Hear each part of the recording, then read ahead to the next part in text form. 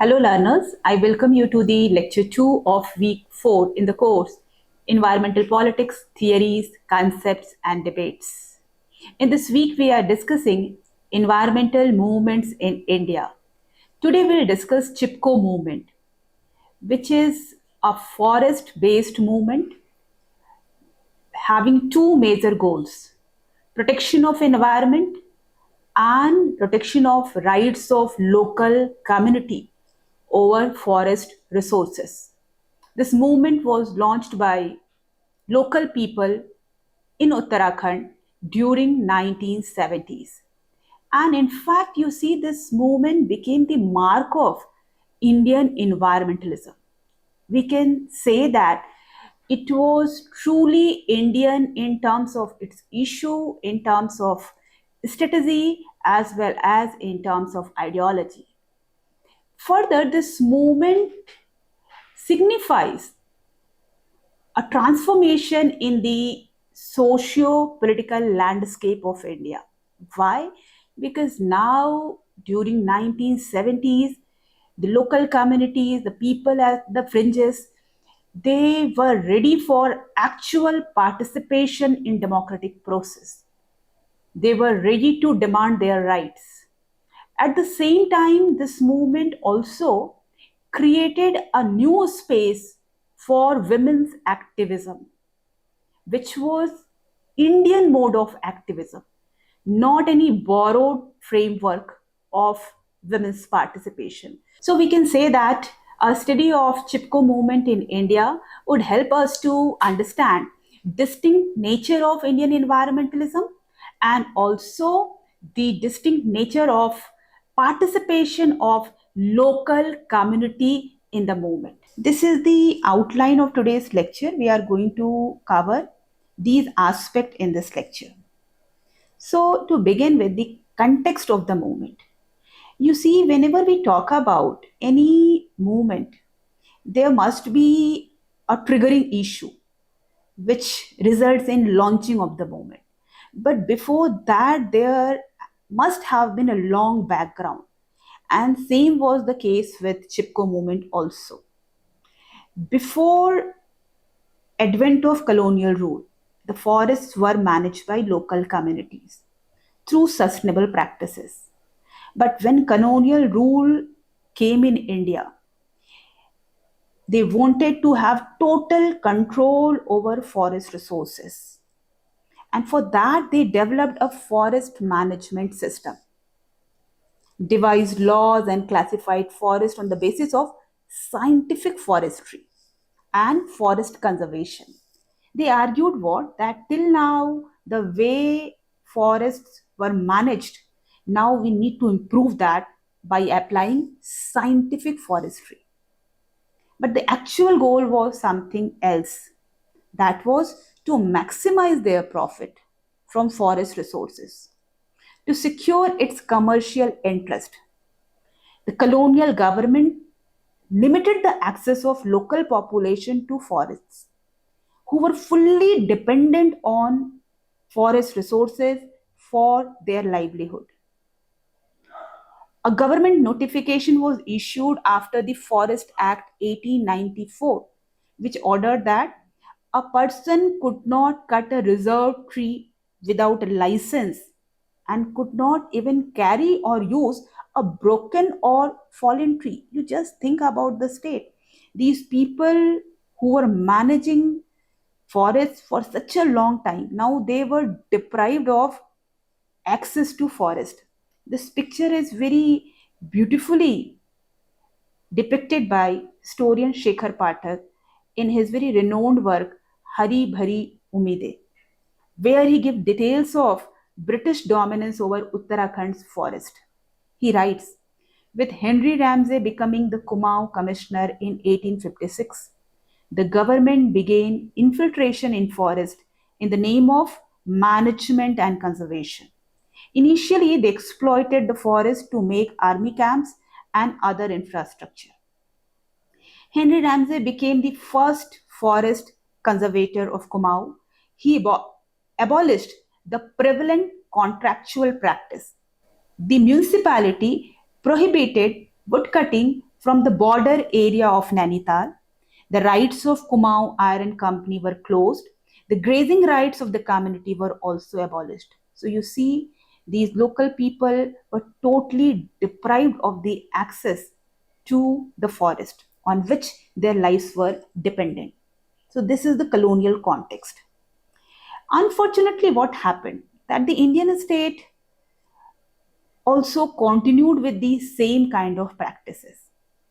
We can say that its perspective on forest resources and management was also a kind of extension of the colonial legacy. It deprived the community by transferring the natural resources for the industrial demand. Now, on the one hand, it deprived the local community, but on the other hand, it also led to ecological disbalances. Why? Because you see, these industrial groups, they were seeing these forests only as the resource which they had to overuse, because they were not supposed to bear the burden of that ecological disbalance. And this led to the destruction of fundamental ecological processes, which were vital for renewal of life supporting natural resources. This malpractice in the forest management system since the British age was one of the root causes of the conflicts and tension, and we can say that Chipko movement was the manifestation of this conflict and tension only. Now we'll talk about some of the major issues which were involved in Chipko movement. And for that also we'll go back in history. So Himalayan district of Uttar Pradesh, that is now called Uttarakhand, was rich in natural resources. But fortunately or unfortunately, it remained untouched from the so called development project for a long time, and therefore remained inaccessible for the outsiders. But if you see the location of this region, it has significant strategic importance. So, keeping in view the strategic significance of the region, an extensive network of roads was built, especially after the Indo-China border conflict in 1962. Now, this region became accessible, and its rich store of natural resources attracted the industrialists from the other part of the country. And there was a sudden growth in development activities that resulted in tremendous ecological pressure in form of recurring landslides caused by road cuts and blast shocks and depletion of soils, forest and water sources. In 1970, a devastating flood impacted many areas of Uttarakhand. Guha writes that the 1970 floods mark a turning point in the ecological history of the region. Why?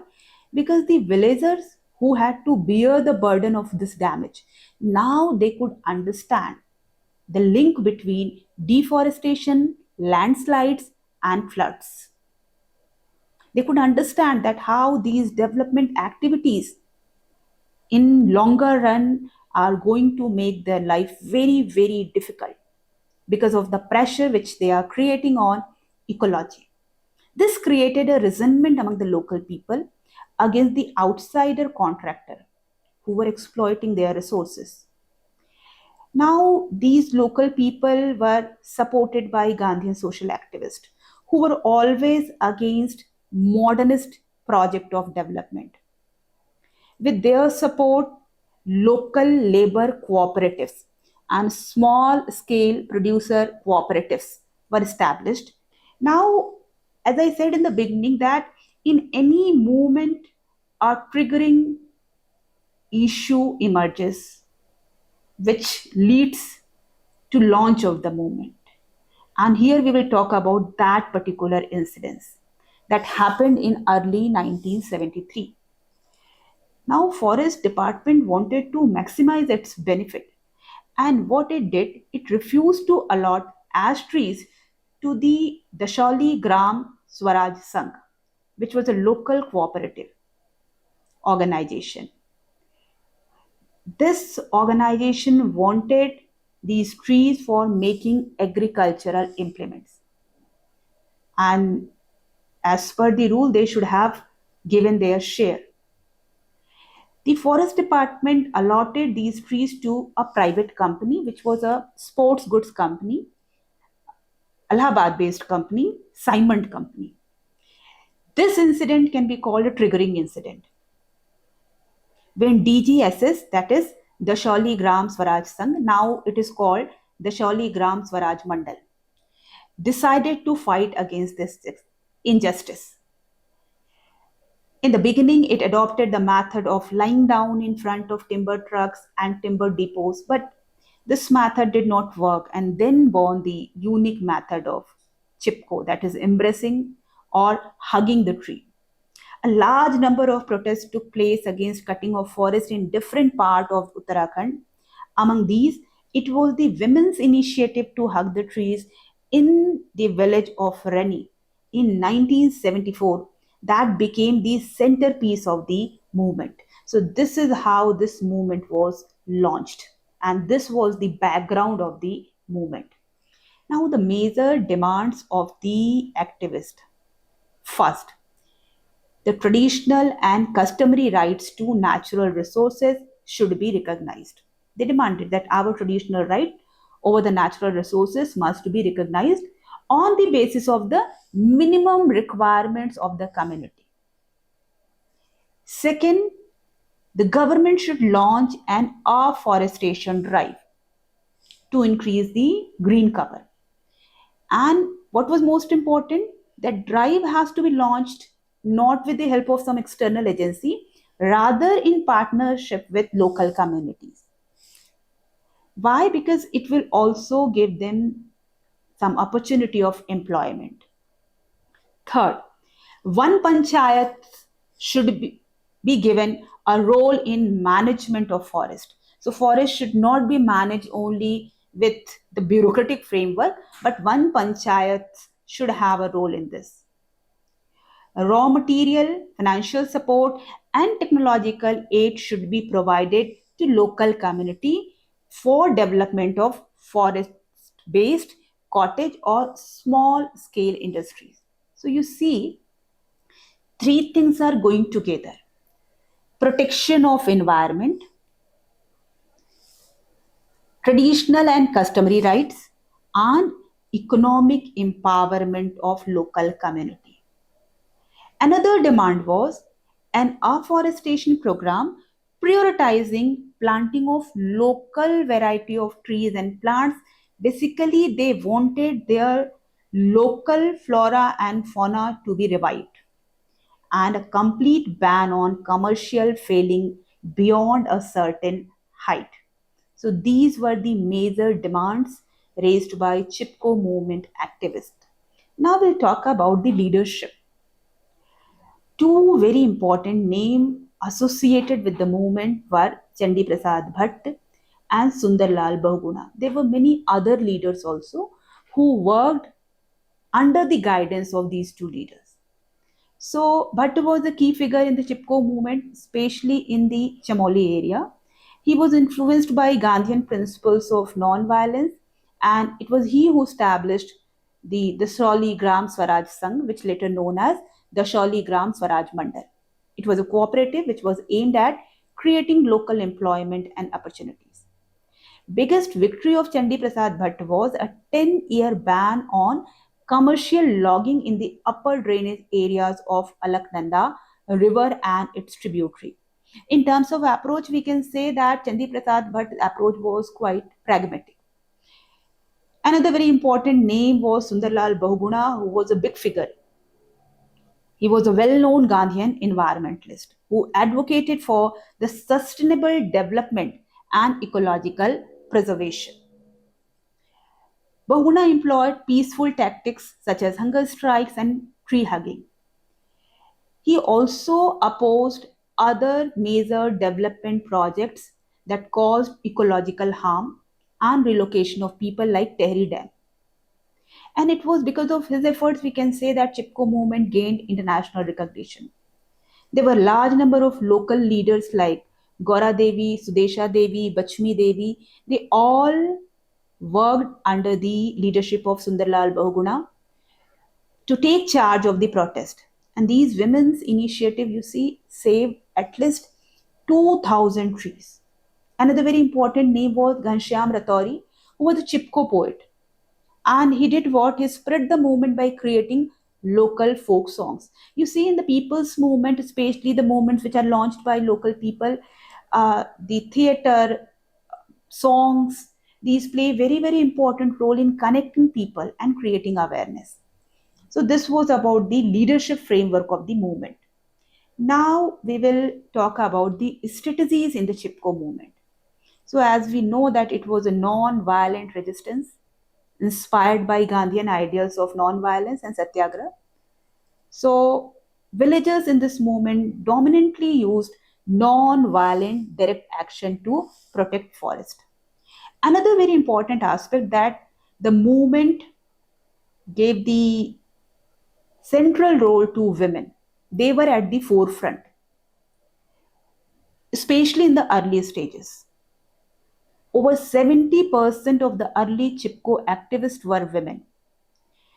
And you see, this is very important. Why they were at the forefront?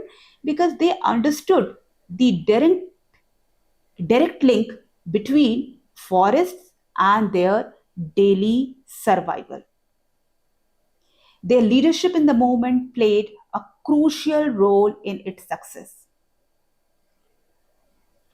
The very important strategy was hugging trees. This iconic image of hugging trees became central to the Chipko movement. This act of solidarity and love for nature spread across the country, and it was covered by both Indian and international media. And this tactic, you see, gained global attention and became a symbol of peaceful protest.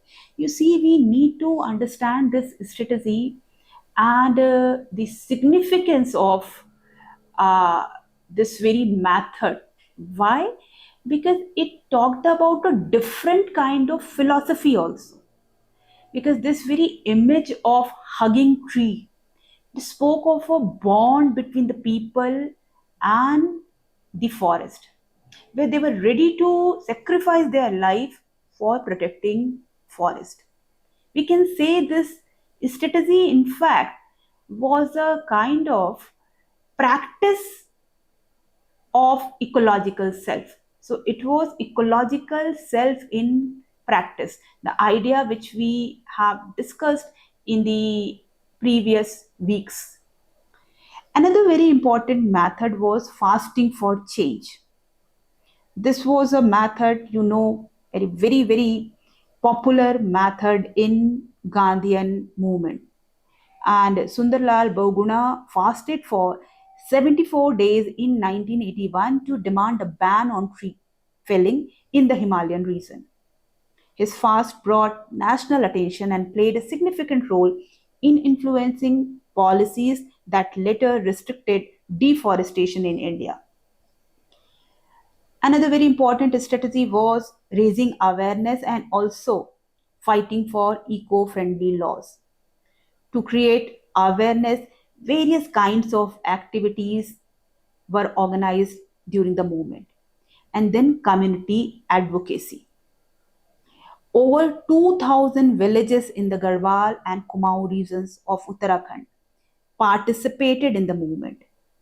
Thus, it is not only protected forest, but you see also empowered local communities to take charge of their environmental future. Now they were prepared to take leadership role, and they could understand that their role in Indian democracy is not limited to casting vote. It is also to make their voice heard. Now we'll talk about the impact of Chipko movement. We can say that it created impact on three levels. First, on the government's understanding of the forest management system and changes in policies. You see, because of the hesitation by people, and that kind of hesitation where they were ready to sacrifice their lives also, that also peacefully. It made Government realized that anymore they cannot continue with the colonial policies. They need to change their very perspective of looking at forest and looking at relation of people with forest. This change was well reflected in the Forest Conservation Act 1980 that made forest conservation rules more stringent. In this regard, state government also constituted Virendra Kumar Committee, and following its recommendation, the government banned commercial tree cutting in the Alaknanda watershed. Another very important development in this context was the Uttarakhand Forest Development Corporation. It was established in response to the Chipko movement's objection to private contracts. Its goal is to support local companies by holding small forest lot auctions. Another very important impact of the Chipko movement can be seen on environmental movements across the world. You see, this movement was discussed at various international platforms, and this resulted in emergence of several environmental movements on the line of Chipko movement in different parts of the globe. Especially women started protesting against environmentally hazardous projects like mining, nuclear testing, deforestation, and so on. Now, the third impact was on the people. First thing you see, this movement resulted in a change in the self image of local communities. Guha says that the Chipko movement was a classical example of environmental activism by the poor, wherein they strive to promote social justice with sustainability. This is very, very important because in the previous lecture also we saw that initially the people's movement started raising their voice that most of the environmental policies in India represent environmentalism of rich. The people in the Garhwal region of Uttarakhand noticed that neglecting the needs of the local rural communities, the state had unilaterally allotted forest reserves for commercial exploitation. So they started hesitating that the resources which are our resources, they are given to outsiders, and these resources are not even used for development of our own region, and therefore they demanded accountability and fair play in government's allocation of natural resources among poor local communities and big businesses. So this kind of argument itself speaks of the changed perspective of the local people. Now we'll talk about the eco-feminist roots in the Chipko movement. In the beginning only, I said that one very, very important contribution of Chipko movement was that it created a new space for women activism. And that is actually activism led by rural women, poor women. The strong participation of women in the Chipko movement in this way strengthened the cause of women's empowerment also. Women realized that they needed not only freedom from patriarchy, but also from the clutches of capitalist exploitation. Their active role has been appreciated by various scholars throughout the world. Vandana Shiva writes, the ultimate connection with and love for nature to the point that they were willing to sacrifice their lives. This is speak of their bond with nature. A very interesting study on women's participation in Chipko movement is done by Shobita Jain, where she points out that the community structures, power, and authority in these rural communities were hierarchical because these communities were patriarchal communities. So, men were generally in charge of farming, and women were considered to be caretakers of children.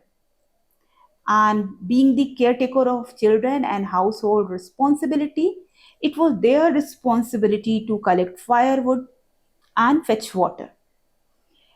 This allotment of work, this job of collecting firewood, fetching water, you see, because of this, women were the first to instinctively realize the extreme effects of commercial logging on their environment and livelihood. They could understand that the way the depletion of natural resources are happening, their lives are going to become more and more difficult. Why? Because now they had to give extra hours for these works of collection of firewood or fetching water. Another very important aspect was that on the one hand they could understand their relation with environment, they could also understand their role in protection of environment, but it was not confined to that only. They also gradually started realizing that the way they had been treated within their communities was unfair. So you see, it is very interesting that a movement which started to protect environment gradually it started including the issues of women. Like later on, women also started raising the issue of domestic violence or alcoholism in their meetings. So, therefore, Shobita Jain highlights the point that despite the oppression faced by women from their male counterparts and their declining status in their society, their tree hugging activism showed that they had agency to impact decisions and to take care of their survival without male leadership. So, you see, this movement also gave a new sense of confidence among women. They could understand that they are not only victims, they can work as the agency of changes. And this is one of the very, very important contribution of the Chipko movement. These are some of the references that I have used in my lecture. You can go through it for having a deeper understanding of the movement. These are the activity questions which I expect from you to complete after going through the lecture. And for completing these assignment, you also need to go through some of the references that I have given in the reference list. So, thank you, learners, for joining the lecture. In this lecture, we try to understand various aspects of Chipko movement, its roots in colonial age, the role of British or colonial policies, and how the early forest policies, which was a kind of continuation of British policy, led to a kind of resentment among the local people. We also discussed about the various strategies which were used in the movement, and also we did talk about the leadership and the role created by the movement for women activism. So thank you so much for joining the lecture. Now we'll meet in the next lecture.